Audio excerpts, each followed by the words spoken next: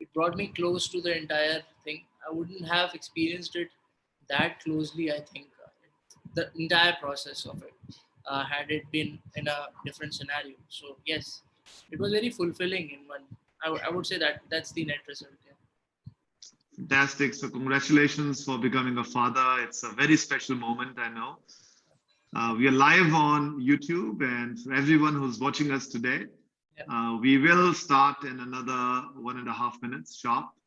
We have with us the very charming Nandan Mishra, and Nandan will take us through an amazing journey of artificial intelligence, his time at IIT Kanpur, and music. Yep. And hopefully Nandan also talks a lot about spirituality. Probably he'll talk a little bit about that, while the topic today is a lot about AI and less about spirituality. But I think knowing Nandan, he's going to get into that domain. So another half a minute to go, Nandan, before we go live. Okay. So you want to say something to the audience before we go live? Look ahead to the session, and that's it. Yeah. Good day. Lovely. Hope you're all home and safe. Yeah. Fantastic. So it's 11:30 and time to go live. So good morning, everyone. On behalf of Shoolini University, I welcome Nandan Mishra, a very dear friend of mine, a visiting faculty at Shoolini, but more importantly, an amazing person, an IIT Kanpur graduate, a person who's extremely passionate about artificial intelligence, wants to change the world, a great musician. So he's going to be today talking to us at the Yogananda Guru series, and he's going to be talking to us about his journey. And the idea today is to try to see how artificial intelligence, as technical as that, converges with something as soft as music. So Nandan will take us through this absolutely fascinating journey. And I'll request Nandan to take us through a little bit about his life as a student before he does that. I know Nandan, apart from studying at IIT, was also leading a band over there called Parivartan. Yes. And we'll probably sort of talk a little bit about that, Nandan. So everyone, here we have our dear friend Nandan. He's going to take us through this amazing journey. And before we start, let's hear a little bit about Nandan. Nandan, tell us about how you grew up, where you grew up, your motivation to get into IIT and then get into music. I'd also like to pose a few questions around your involvement with politics. I understand you work very, very closely with the Aam Aadmi Party and Arvind Kejriwal, and you've been composing songs and nukkad plays for the Aam Aadmi Party. So just give us 5 minutes about your background and we get into the topic after that. Sure. So I come from Lucknow. It's a very sweet and peaceful city. Studied at La Martiniere. It's again an amazing school. Gave me the environment to explore all my faculties, be it education, be it extracurricular, and of course grew up in a Brahmin family. So yes, Brahmin family plus La Martiniere gave me a worldview of both the kinds of things that exist, the spirituality of the East and maybe the materialistic pursuits of the West, should I say like that. So yes, and as is the aspiration of everybody who's conditioned to kind of a the consciousness that prevails, that's the middle class consciousness that prevails for the entire country. Getting into IIT is the most important thing. And why? Because it kind of gives you a launch pad to differentiate yourself, in terms of the skills or the technology that you have, and you could get a career. And that was the kind of approach that I had in life till I was 18. And when I entered IIT, it completely was a very different thing. It was a melting pot, to say the least. It was a melting pot where your identities, wherever you come from. I think that is the biggest success. So I wouldn't say that academia and research are they are the best in India, but there are better institutes in the West as well. But when you look at the culture, and that's where the thing happens. The culture and the way it melts your identities to create oneness in the community when it comes to coming from IIT or coming from an IIT campus. That is something that leaves an imprint on you when you leave. So the first thing that you discover in IIT is that you have the best kids together, and these best kids are not only best kids in physics, chemistry, mathematics. So If you think that you're a classically trained musician and you think that you're trained in Hindustani classical, you'll have a person singing better than you. If you think that you're a great guitarist, you can play any kind of songs. If you think that you'll have, so that's where the pursuit of excellence comes in, where you have very closely, it's a very high pressure environment which helps you, it trains you for life. Yeah. So that's what happened at IIT. After IIT, by the time I was like in my fourth, fifth year, I was so much initiated into music that I wanted to have a career in music. And I remember that I got this MTV show called Splitsvilla, and I remember that we were doing these band performances, and then MTV Splitsvilla, asked us to compose a casting song. There's a band called Agni. We came first in that thing, and it asked to come us to Mumbai, and we recorded. And I remember there was another competition of Shankar Mahadevan and Prasoon Joshi where we came first again. So a lot of things happened then, and a lot of accolades came from very professional people, and they said that, hey, why don't you follow your career? And then there was again a twist, and 2011, 2012 was hit with a medical exigency in my family, and I thought that, hey, economically sound, being economically sound is equally important. You got to get a job. So then I actually, worked on. I sat only for 2 jobs, during the placement. I largely wanted to, so I had written to Anurag Kashyap. He had taken me up as an assistant director. One of his friends in this Phantom pictures, and then uh, so it happened that I had to go to Mumbai, but I landed up in Bangalore, and then in Bangalore I continued with my job for. So how about politics? You got it very actively involved with the Aam Aadmi Party. How did that happen? Just getting to that. So after 1.5 years, I was very active with the Bangalore and Mumbai scene of the band, especially indie music. So I was doing a lot of indie songs, a lot of independent gigs, a lot of. This was along with my job at Citibank. So Monday to Friday it was Citibank, and Saturday Sunday it was either Bombay or Bangalore playing somewhere live. And one day it so happened that there was one inaugural session of the Aam Aadmi Party where the convener of the party, Mr. Arvind Kejriwal, was coming, and I happened to open that event that day, and since I was coming from an advanced analytics, data science, I was doing heavy work on marketing and advanced banking analytics. I knew the data play, etc. back in 2012. I was very lucky to do my MTech thesis in that, so that was also going on, and I was into music also. That was the creation aspect, the creative aspect.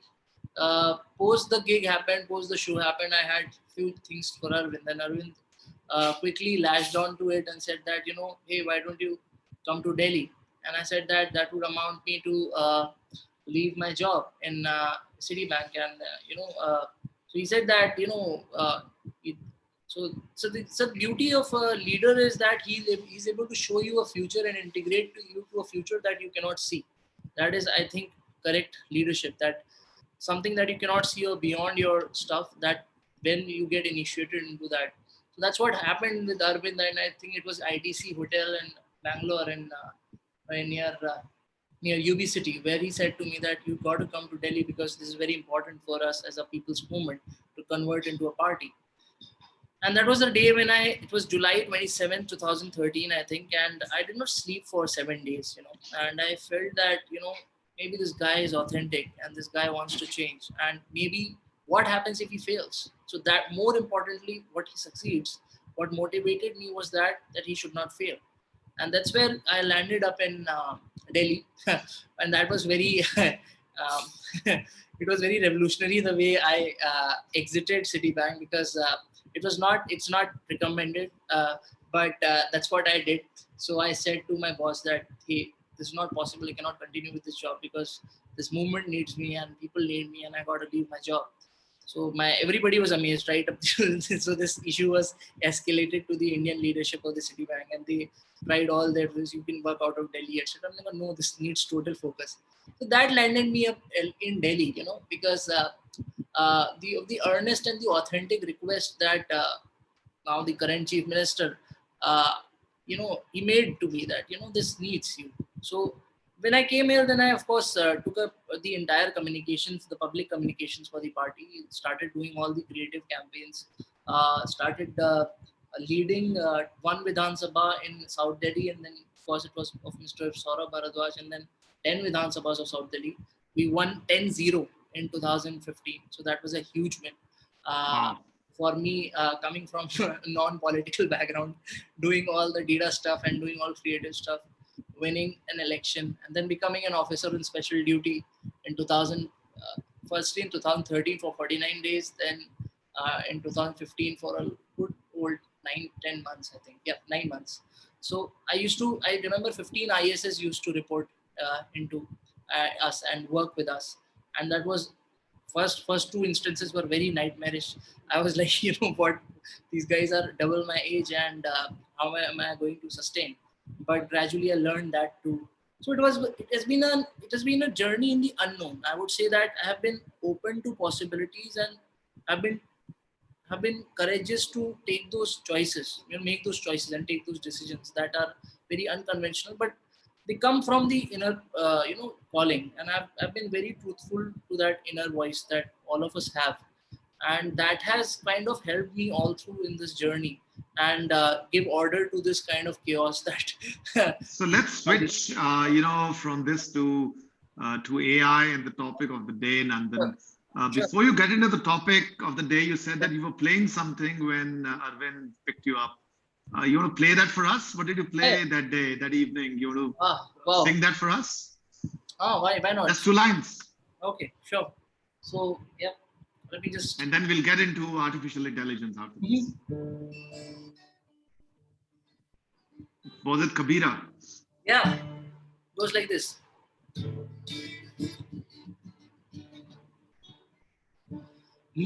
Na na na na na ra ra ra na ra ra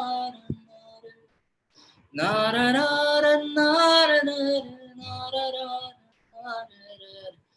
ra na ra ra na ra ra.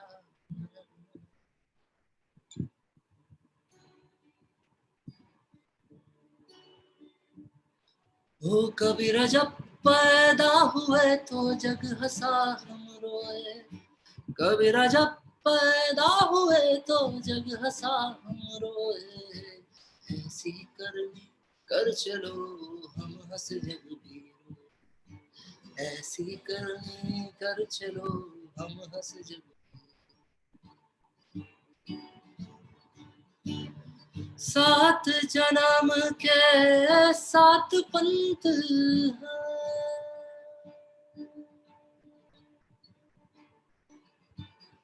सात जन्म के सात पंथ हैं, सांप सीढ़ी है भाई, सांप सीढ़ी है भाई, जम का दंड मुंड में झुला दे, जम का दंड मुंड में झुला दे, हरी रहे चतुराई, हरी रहे चतुराई. Wow. I'm not surprised, Nandan, that Arvind requested you to join his movement. Wow, I got goose pimples. I'm sure all of you did. I got butterflies in the stomach. So I think let's actually get into the topic now. Let's get into the topic of AI to music. Over to Nandan Mishra. Sure. Thank you. Okay, so I'll just present something as well when I speak, because that'll help you follow, because some of these concepts are, yeah. So in 2016, when I decided to move on and not work in politics for any kind of transactional relationship with any party or government. That was a very conscious decision that I took. I started this company, Algoit. It is basically about infinite algorithms. It is about transforming the way we harness Earth's resources through AI. So that is the vision. Nandan, you might want to put on a slideshow. Okay. Is it not there? The slideshow is not there. If you I think click on the bottom. I got your point. Yep. So I'll have to actually. So I just wanted to give you a background of what we have been able to achieve we've been able to translate basic research and development in AI. So when I say basic research and development, all of these areas are frontier technologies. So for example, using AI to detect impairment. We recently filed a patent for thermal screening and AI of COVID-19 as well. We have AI for impairment detection of alcohol. So what happens is you can click a picture of a person through a thermal camera and it detects whether the person has taken alcohol or cannabis. So this is at a technology readiness level 6. It is a public listing right now on Toronto Stock Exchange under Predict Medics. This is a company which is made in India and translated to Toronto Stock Exchange. We are partners here. Again, another company, Deep Spatial, technology readiness level 7, Series C, and again a public listing on TSX. iWorldo, which is AI for mining, food tech, and packaging industry, again at a TRL 4, and right now on its way of being listed. So we've found a very interesting way of doing IPOs. These are mini IPOs of around $30 million for each of these companies, and all of these companies are on their way being listed. And these are businesses built on data and algorithms and translated all through. So that is what we have achieved till now in terms of venture growth. Next stuff that we are solving is around process manufacturing and so basically creating pipelines of data, etc. This is the platform. I won't get into this. I'll just move to what has motivated us to build AI.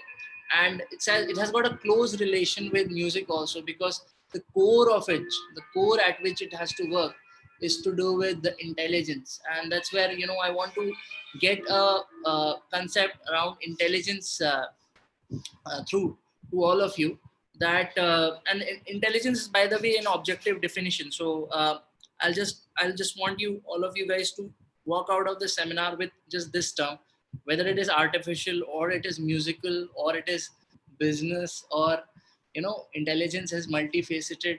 It can have. So I just want you to just grasp what is the core of intelligence.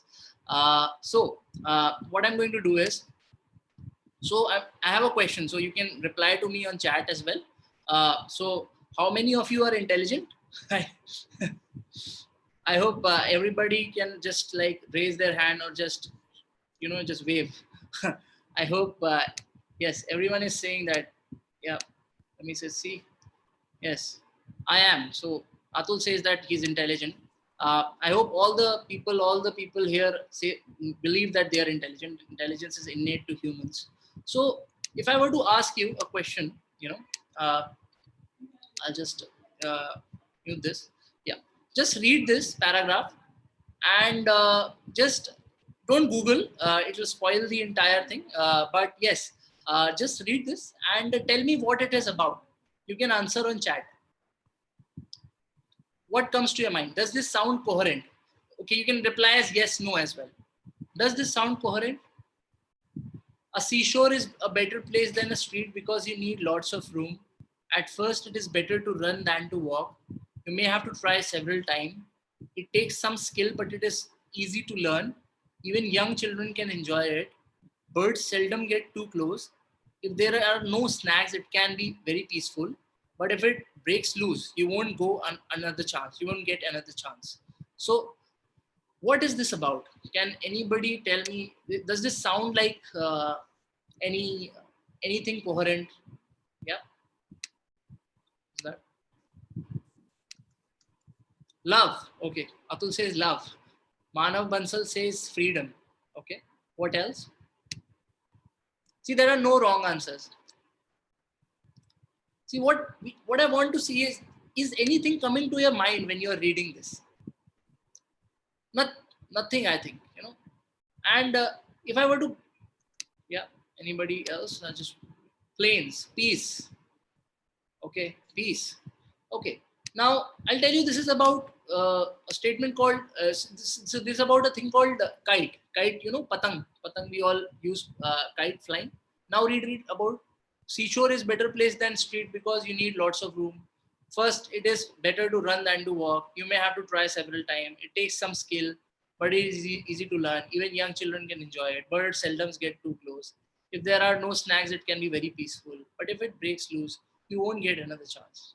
So now when you read each sentence, you are able to visualize, and you can see that you get a picture of kite in your mind. Is that correct? Do you agree with that? Yeah. Okay. So what happened? What brings coherence to incoherence? Or what brings order to chaos? And where is the root of intelligence? Is where this experiential exercise leads us to. And uh, I'll just move to the next slide. Intelligence can be objectively defined as the ability to create and apply right knowledge. Now, when you think of knowledge and when you think about knowledge, and this is the crux of the slide, which I will explain for another 5 to 10 minutes, and I can also take questions if you don't understand this, please ask me, because this is the crux of it. If you get this, you'll be able to do anything in AI. So, and this is closely linked to our brain processes. And what happens is that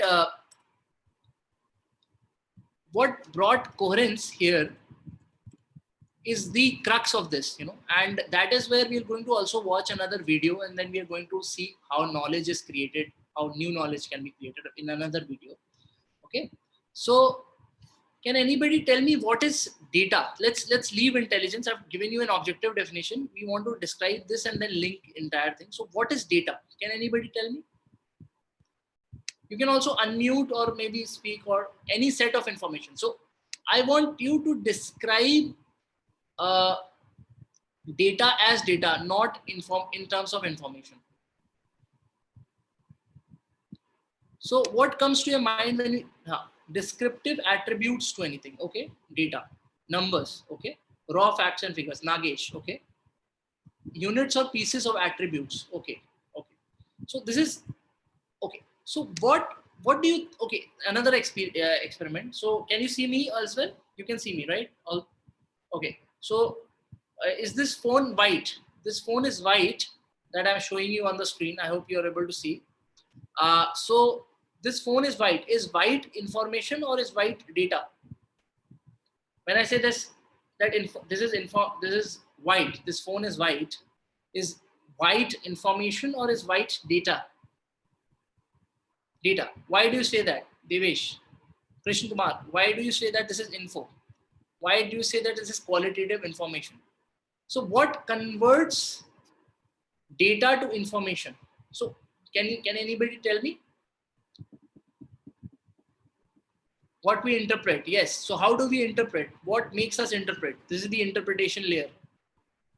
Yeah, eye signals. No, eye signals.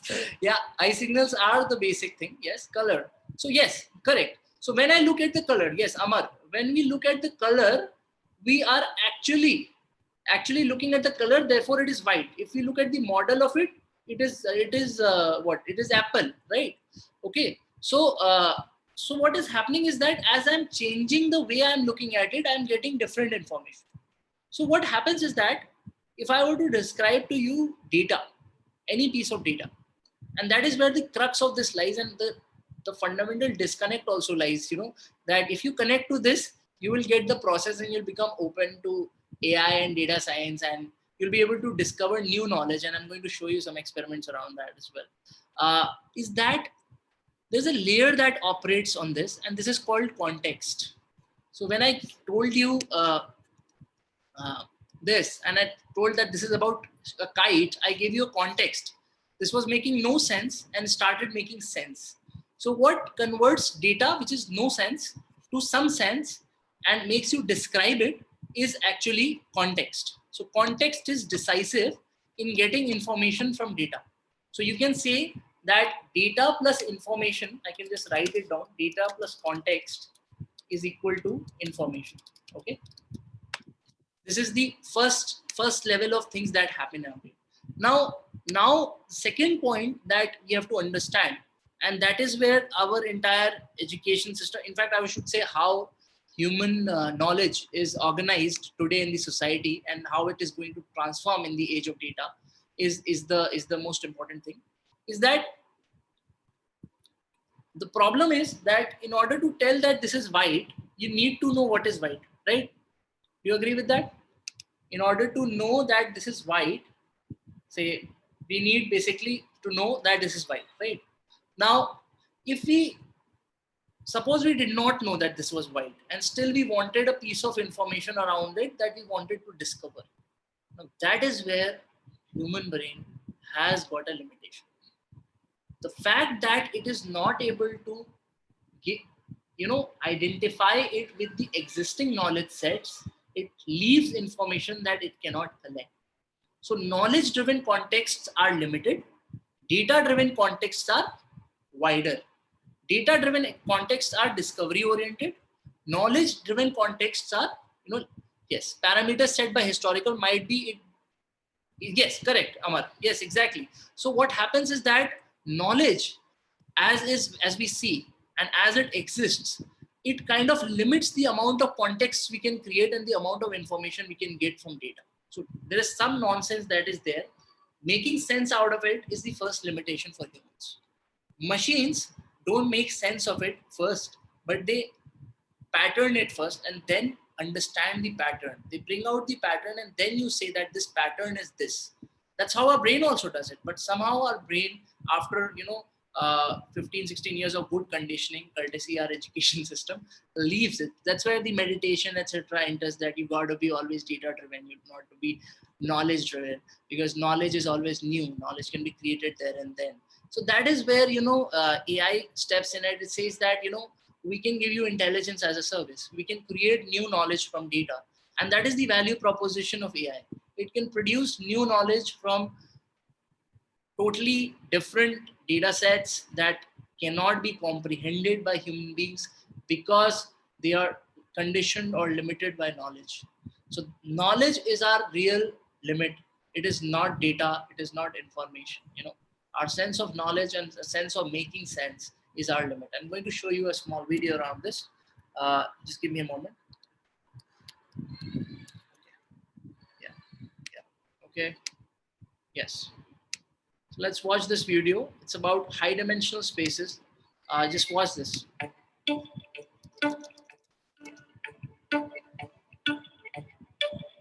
Hi, I'm Daniel. Hi, I'm Martin. Hi, I'm Fernanda.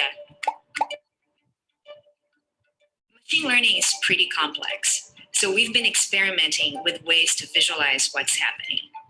There's a core concept in machine learning called high dimensional space. Here's one way to wrap your head around this concept. You can think about people as being high dimensional. For example, take famous scientists. You can think about when they were born, where they were born, their fields of study. Each of these is like a dimension of that person. These dimensions become difficult to untangle when you think about different people, because someone might be similar in some ways, but very different in others. But this is the kind of thing you can use machine learning for. With machine learning, the computer isn't told the meaning of these dimensions, it just sees them as numbers. And it sees each set of numbers as a data point. But by looking across all of these dimensions at once, it's able to place related points closer together in high dimensional space. Here's a concrete example where words are treated as high-dimensional data points. The important thing to remember is that we haven't told the computer the meaning of words. Instead, we've shown it millions of sentences as examples of how words get used. Here's a visualization of the results. Okay, so I'll just explain this in short because this is very much important, and I'll just get back to music because I've been asked to do that. But yeah, so what exactly happens is a very interesting thing is that words of similar kind without the computer knowing the meaning get clustered together. So the computer does not have the knowledge that what does this mean, but still it is clustering them together because of the dimensional spaces that it is coming up with. So that is the crux of it. I don't want to get into the further technology of it because that might be too, too geeky at this point of time. But yes, what happens is that the context, I'm just going to finish this off in 5 more minutes or 3 minutes. Context gives you information. You apply tacit and explicit information or tacit and explicit knowledge to create new knowledge. For example, what is tacit knowledge? So knowledge that cannot be expressed. For example, how Sachin Tendulkar plays a particular shot, or why is he such a great cricketer? That understanding is as lived by him. He can write a book about it, but the moment he brings words to it, the moment he brings expression to it, he dilutes the amount of essence of it. You would need a very good translator to do that, right? Now, explicit knowledge, on the other hand, is arranged knowledge that is ontologically arranged, and you can express. You are studying explicit knowledge, so all your history, geography, everything is explicit knowledge. That gives you knowledge. So now, information, how it becomes knowledge, is very interesting. For example, what happens is that when you work on, for example, principle. So I'll just give you an example, last example, that think about simple interest. Everybody knows what is simple interest. So if I give you figures 1, 2, 3, they don't mean anything. But when I tell you that principal is 1, rate is 2, and time is 3, you can tell me that simple interest is PRT upon 100. So the way we are arranging this is actually, the knowledge. So that's where we are getting the knowledge from. And of course, understanding is moving from how to why. So just a brief of it. When you move from data to information, it is called descriptive analytics. And when you move from information to knowledge, it is called diagnostic. When you move from knowledge to understanding, it is called predictive. And when you move from understanding to wisdom, it is called prescriptive analytics. The most important thing that you have to understand in this process is this part. AI cannot give you wisdom. This is the most important thing. Wisdom can give you the right AI, just like wisdom can give you the right music. Wisdom can give you the ability to process any kind of song, learn any kind of song. Similarly, wisdom can give you the right AI, and that is the crux of it.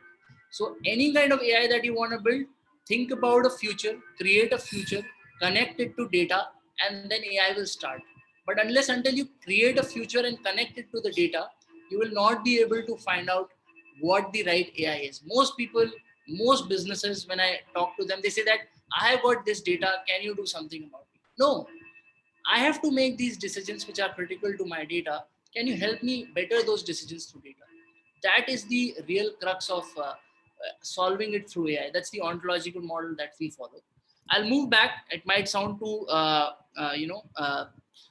show you one more video, which is a more interesting one around Google Tulip. I hope that, how many of you are aware of Google Tulip, by the way? Are you aware of it? Okay. So what it does is very interesting. Hello, nice to meet you. Just watch this. The Netherlands produce about 50% of all flowers in the world. The most famous one of all, the tulip, of course. Flowers are really remarkable organisms. We've known for decades that they can actually communicate to each other through their root system. For the past 2 years, Wageningen University has been working very closely with Google to use cutting-edge technology to look deeper into communication with plants. Hello. We collected an incredible amount of information. Using automated machine learning, we turned this information into a new rudimentary language, which is becoming more and more sophisticated over time. So what they interestingly did was that they used root signals from the plants, and they started, measuring those root signals as Fourier transforms. And they started talking to the plants and seeing variations, if there are variations in the root signals of the plants. And that is where they developed a language for them. Now, language is again a form of knowledge. You learn it through your mirror neurons by facing each other, by looking at each other like primates. But new languages, inventing languages for species that we cannot communicate, AI is the possibility. Just watch this. The more we listen to nature, the more we discover the amazing things it has to say. Okay, Google, talk to my tulip. What do you want? Water, please.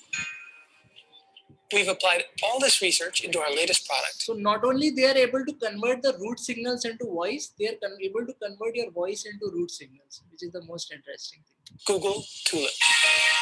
2 granddaughters, Frances, who just had a second baby. That is so interesting. And now they have reached a level where, so you can see this, how the USB thing is there. So yeah. What? Finished. Nothing left. More. Yep. You promised more water.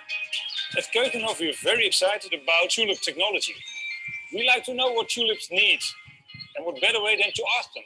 I need water. More light. Please improve humidity. What is it? Please come here. More space. No more compost. No water. Thank you. Who are you? Why are there so many lights this way? More light. Of course, this is only the beginning. We're rolling out the Tulip language in the beginning of April, but we're already well underway with several updates. Hello? No. Cactus. Leave me alone. It's so great not to have a one-way relationship with the Those chips are the anymore. What is the meaning of my existence? data. Tulip is a breakthrough in human-plant communication, letting users around the world communicate with any tulip. Okay, Google. Play my favorite music. Yeah, so what it does is very interesting thing. It has created new context using data, and using data they have created new knowledge that is new language. So think about how many new languages can be, yes, it is real, Atul. And think about how many new languages can we invent using AI. And this is very simple, I'm telling you. It requires natural language processing. It requires root signal correlation. And definitely we would want to set up a research group that can do that in Himachal Pradesh with more species, you know. So that's where we are entering new knowledge creation using new data sources that are being captured from data. I came across a case study now, for example, in COVID-19. What we are doing is that if you can cough into your mobile phone, we'll be able to classify that coughing into COVID or non-COVID. You know, for example, in the remote, imagine in the remotest places where you don't have any kind of diagnostics, and if we have a 99.99% accurate algorithm that can just, you know, you just dry cough into it and we'll be able to categorize by the sound of it, you know, that is there.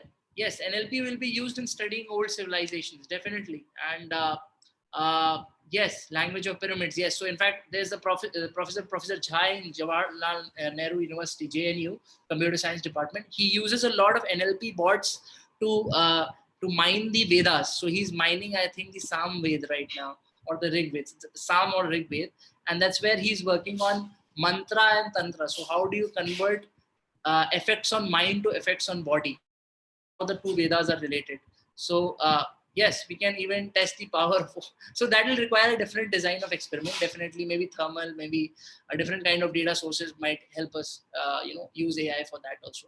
So yes, a lot of interesting algorithms, a lot of interesting way we process the data around it and process information can be got out of AI.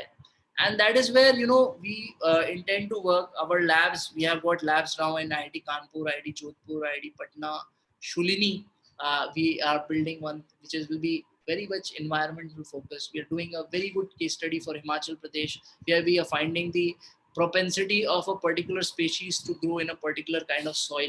We are matching that using AI. We're doing a lot of geospatial study and lots of forest surveys, combining the data together. So HP Forest Department is involved in that. But we started the work in Simla. So that will work being housed by in Shoolini. Will be housed in Shoolini. So yes, AI has got immense possibilities. It will open up a dimension of creation, because it will not open up. Now the problem is, I'll tell you the challenge. The challenge is also here. Challenge is that our education system trains us here. It wants us to understand everything. It doesn't want us to create the understanding for it. Now you'll have machines that will understand. So you got to move here. You got to move towards creating the framework to understand anything. For example, you pick up pyramids, as somebody's pointed out. How do you create the understanding for it?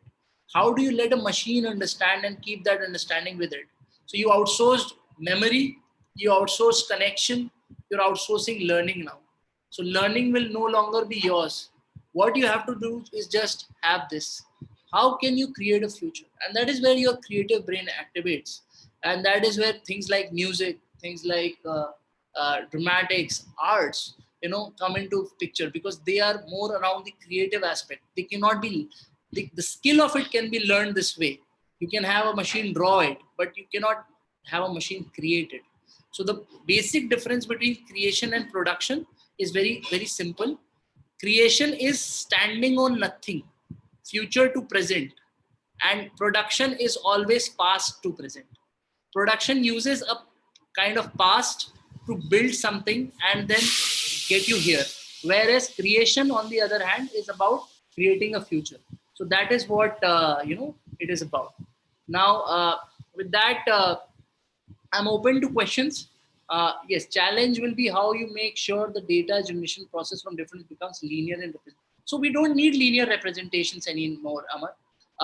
Even non-linear representations, for example, one of the case studies, I don't know if I have that. Yeah, okay, just give me a moment.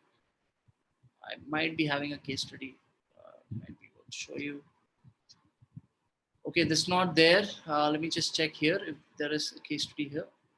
No, it's not there. But yeah, linear representation means the data has to be structured. No, data can be unstructured. That's the most beautiful part of it.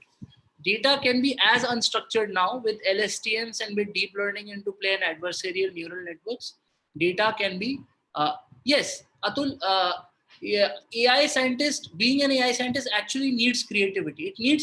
It needs you to be sane enough that you are, so you cannot be a poet and create, it's not like poetry, because poetry is a different dimension of the world. But yes, definitely you need to be creative in order to create your analysis. So this part is the design of experiment of the analysis, and that is where the works. Yeah. So I think yes, we can move to Q&A. Any kind of questions, please ask me questions, and any kind of clarifications that you need, and then we can have some songs to Nandan, why don't we finish your this lecture? It's great. You've brought in an amazing concept of AI. We've sort of understood it very well. You've also been using a lot of creativity in terms of how you converge AI and music. So would love to hear a lot about that, and I think then we'll open it up to Q&A from our participants. Atul could not get the last line. Could you just come again? I said let's keep the Q&A towards the end. Why don't we get you hear more from you about the convergence of AI and music and how you use music to become more creative. Okay, so it's a very interesting point that you brought in, and I will just actually stop the screen share because it will unnecessarily distract everybody. Okay, so it's got to do with how you. So there are two concepts in our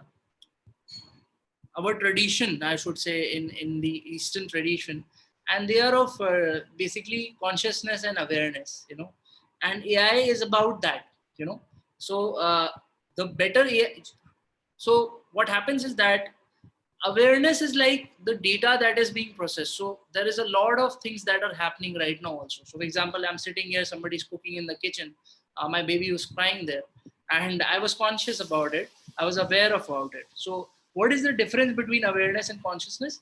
Awareness means that yes, I am able to collect it, and I am able to see that it exists, and consciousness is that I am able to process it. So your AI models are essentially structured consciousness, the way you compute that. So right now we use our knowledge to create a consciousness, and that is the limit when we are analytical about anything. What computer does is that it brings in data for that.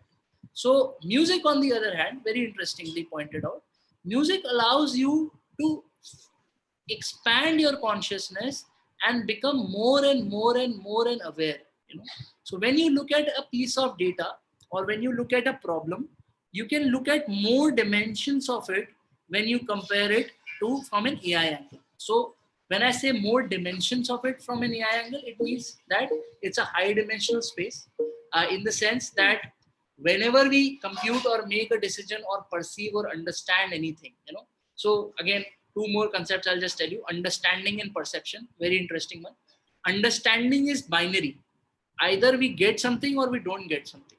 So understanding is 1 and 0, and perception is the way you understand things. So things that are not in your perception, you will not understand. So what music can do is, music can expand your, so I'm not saying music can, of course, there is a part of music learning that can make you very analytical. For example, ragas, practicing ragas can make you very analytical, almost similar to computer. You can hear sounds, pitch, the way they are following, and your ears and the way you compute your ear data can make you very analytical. But the creation aspect of it, practicing music and synchronizing your muscle memory to your the way you what you want to play, makes you understand that there are things beyond what you are conditioned to. And that is the most important thing as human being that we have to understand. We don't have to repeat our past. So there is a video that I would share with you, and it is called How to Break the Habit of Being Yourself. And it is a very beautiful video that shows that what is mind. So mind is brain in action. Body is the condition that you live with your mind. And then it tells you how to uncondition yourself, how to just let go, how to unlearn all of those things. And arts and music helps you there. So your creativity quotient, your readiness potential, your potential to pick up any new thing, connect to it, come up with a future, and create the understanding for it, heavily depends on the uh, the the basically on practicing music or any kind of arts. Yeah. आपने ragas की बात करी, Nandan, you spoke about ragas. Why don't you take us through a particular raga and 4-5 songs linked to that? Let's see. I've heard you once do that. It'll be so amazing to see how you've brought in that feel and connected different songs through a particular raga. थोड़ा रागा के बारे में भी बता देना आप, और I'd love to see how you're connecting it. Okay. For example, we'll see just a very simple raga. All of these are commercial songs. It goes like this.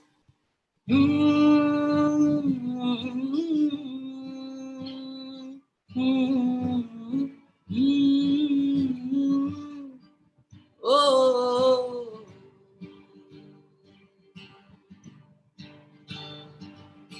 वैसे तो मन मेरा ला रा रा रा रा रा रा रा ना रा रा रा रा रा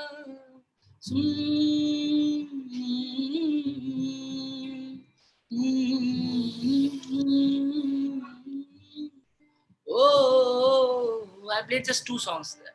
Okay, I'll just play the third one. डूबा डूबा रहता हूँ आँखों में तेरी, दीवाना बन गया हूँ मैं सांसों में तेरी. This one, and then let's go. देखो वो जो नदी है उड़ने चली है सागर को. These are same set of notes, by the way, and I ventured into 1, 2, 3, 4 songs on the same set of notes, and because they belong to the same pattern, the way it is being sung, I hope that you've been able to recognize all the 4 songs that I played. So the first one was this O Sanam with Lucky Ali, then it was Mohit Chauhan's Duba Duba, and then it was this song from Ajab Prem, and then there was another song that I played from Dil Chahta Hai, and you can continue this. सावन का महीना पवन करे शोर जियरा झूमे हंसे जैसे बनमाना छे. So you can continue like that, and it's an endless. So music directors tend to go into a mood. The mood is connected to a pattern. The pattern is connected to a set of notes and how you move to those set of notes. And those set of notes are essentially ragas. So this one is a rag, which is a simple rag, an evening rag called Yaman. It looks better in the evening. Right now, it's not the time for this one. So they were able to synchronize all of this and create and document this knowledge. Yeah. Did AI exist? Our rishis and all. Do you think they had some sense of AI as they created these? I think the meditative amazing journeys. Yes, so they were able to expand their consciousness and build new knowledge sets. They have been definitely building newer knowledge sets, and I totally agree with that. So they were all about the civilization that existed then was about new knowledge creation and documenting it. So all of those knowledge that were created.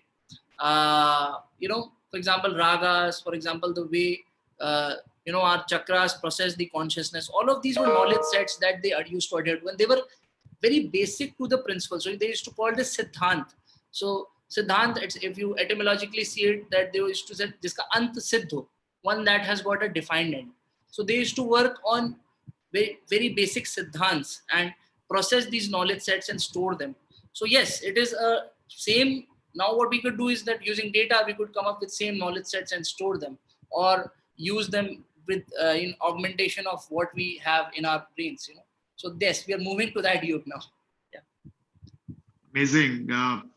I think before we get into Q&A, I'd like to tell the audience that Nandan was also instrumental in setting up a group, a band by the name of Parivartan. So before we get into Q&A, एक गाना परिवर्तन का हो जाए और एक आपका कोई favorite गाना, and then we'll go into more technical and artificial intelligence questions. Sure. So और आप अपना motivation जो था परिवर्तन का वो भी बताइए हमें. You were working so hard, you were studying so hard at IIT, and you ended up writing some amazing songs. I think Azadi was something that you sang. By the way, you created a stanza for Shafqat Amanat Ali Khan when he came over to. That'd be lovely to hear, what you created for him. This was a song that won a lot of accolades for us. We performed it nationally everywhere, and it had this kind of aura to it, slightly off the campus. So IIT is also, and there was, I think, I remember a suicide there that happened in IIT, and we thought that why this guy toiled all his way to IIT and then committed this, and the song captured that. So it's like this. Oh, कभी तूने की है बातें यूं ही दिल से, कभी ख्वाब हैं देखे मंजिल के, कभी तूने की है बातें यूं ही दिल से, कभी ख्वाब हैं देखे मंजिल के, तूने किया है जो बन पड़ा है क्या पता क्या तेरी सजा है, किसकी वजह है कैसी,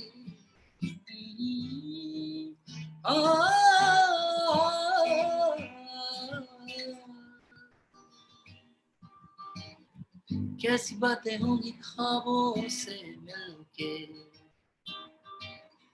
टूटी नहीं शाखें जड़ से भी हिल के, कैसी बातें होंगी ख्वाबों से मिलके, टूटी नहीं शाखें जड़ से भी हिल के, मंजिल तेरी है तेरा मुका है तेरा रास्ता,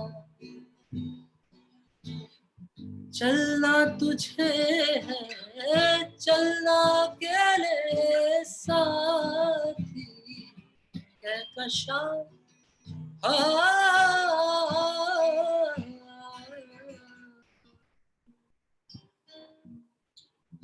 Slightly on the side of the campus, when we saw this, we found that what makes us come here, pursue everything, and then give up. So this is a song of giving up and not giving up by the reflection of it. It was नंदन, आपका सबसे favourite गाना कौन सा है जो आप सुनते हैं जब आपको मोटिवेशन चाहिए? एक बार we'd love to hear that also. Yeah.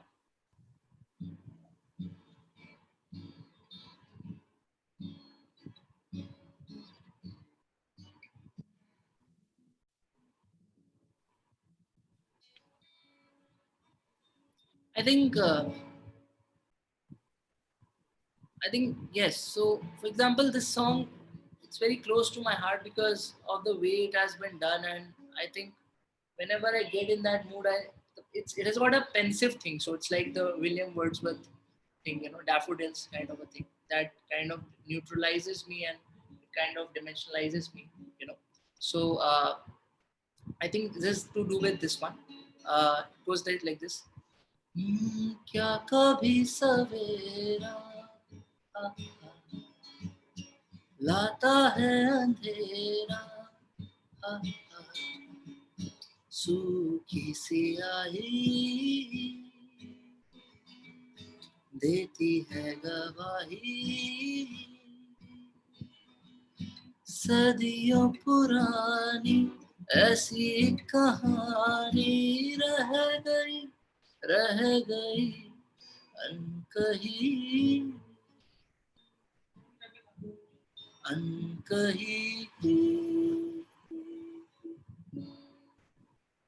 क्या कभी बहार भी पेशगी लाती है आने वाले पतझड़ की,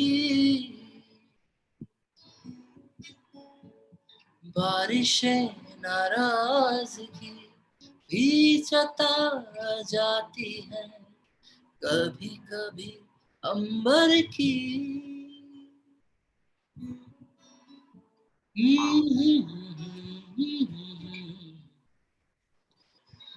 क्यों बेवजह उठे हैं सभी, ख्वाबों का झरोका सच था या धोखा, माथा सहला के नींदिया जगाई, सदियों पुरानी ऐसी कहानी रह गई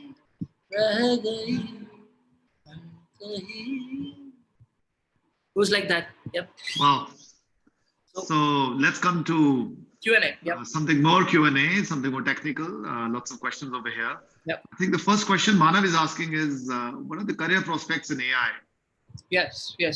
So And are corporates, the large corporates, going to hire AI graduates? What's your sense on that? Yes. So okay. So before we begin with the Q&A, I'll just be taking 4 or 5 because I've got a hard stop at 12:35. Would that be okay, Atul? Absolutely. Let's try to finish it by another 5 minutes. Okay, thank you. So, yes. So career prospects. That's a good question. So let me just be very frank. So I have got a slide with that. I think I've got a slide around that. Let me just figure that out and find it for you. So here's the slide.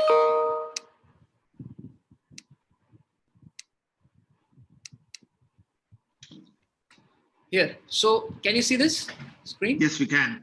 Okay. So this is what, we came up with early. This is the Drew Conway wins that we have.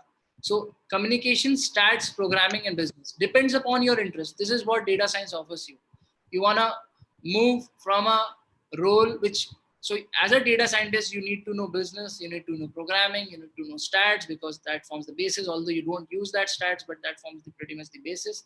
And then you need the communication part of it as well, So the perfect data scientist has got all the 4 things. Even if you want to go into consultant round, the consulting will be heavy data led. So McKinsey's, you come from that, you've championed that for so many years. So even McKinsey's and BCG's and ATK's of the world are now setting up their own data science stuff. So stats, programming, and communication become very important there. And then business, programming, and stats. This is the tech-oriented data science work that exists with Google and Facebook. So the Drew Conway's data science is what companies like Google, Facebook, even the services companies now TCS, etc., great product startups like what we are doing in Canada require this kind of a communication. The good consultant requires more of this, less of this. That's how they're looking at it right now. And the perfect data scientist will look at this. Then there are people who basically work here, who have just got this intersection and this, that's stats and programming. Even they have got huge prospects in engineering tools of data science. There is a huge scope so you can enter into a Google Cloud Platform core team if you work here, and even in today's world where you actually want kind of an IT experience to it, you would want, communication, stats, and communication and programming and business to come in. And then again, people are moving. So what is happening is that a computer science professor can also become a data scientist. A head of IT can become a data scientist. An analyst can become a data scientist. The number cruncher can become a data scientist. Anybody starting from anywhere, this is the closest circles, can become a data scientist. Now, what about use of AI in science as an example?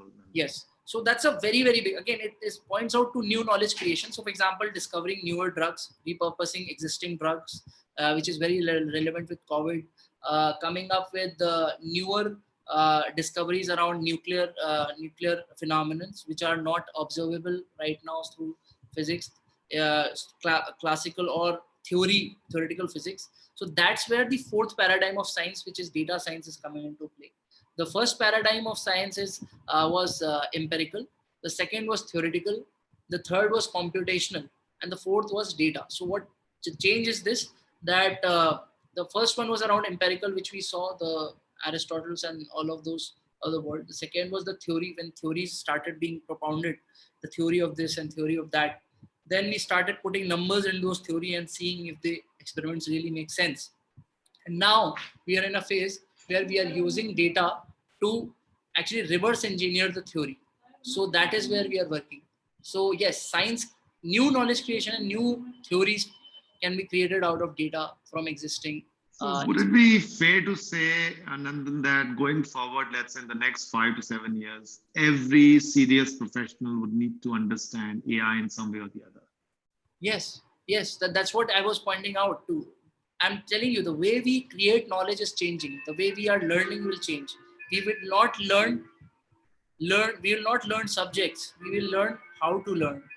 That will become more important, and how to make machines learn, because learning will be available. So you will have a bot which will say, have you seen this picture, Avengers, where he says that, can you come up with a time equation that can build the time machine, and the computer does it for him. So the computation is done by the computer. The context is understood by the computer, and it learns in that context. So that is the future in which we are moving.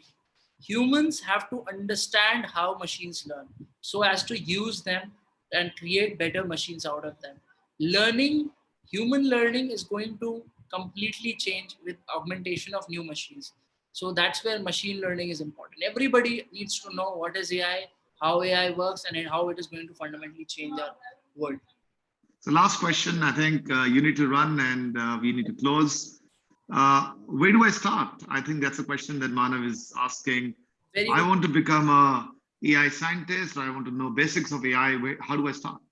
Yeah, that's a very, very good question. Very potent question. I think, see, it starts from your choice. It starts always remember that it's a simple line. This line, people below that line and people above that line. People below the line always think that we have to do a lot of stuff, and people above the line say that I am this, I want to be this. So it starts with a choice.